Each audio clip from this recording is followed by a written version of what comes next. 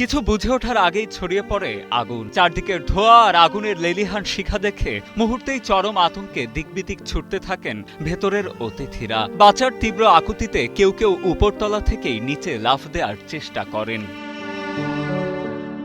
18 August দিবাগত রাতে ভারতের কলকাতার ফ্রি স্কুল স্ট্রিটের একটি আবাসিক হোটেলে ঘটে মর্মান্তিক এই অগ্নিকাণ্ডের ঘটনা। 2 बजे रात को बहुत आवाज आने लगा।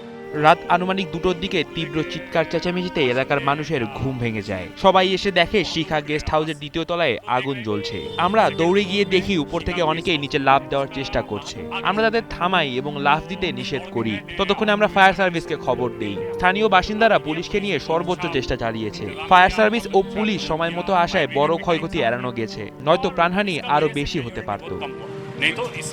স্থানীয় সূত্র বলছে, শিখা নামের একটি গেস্ট হাউস থেকে ছড়িয়ে পড়া সেই অগ্নিকাণ্ডে শিশুসহ অন্তত 9 জন নিহত হয়েছেন, যাদের মধ্যে 5 জনই বাংলাদেশি নাগরিক। অগ্নিকাণ্ডে আরো অন্তত 6 জন গুরুতর আহত হয়েছেন।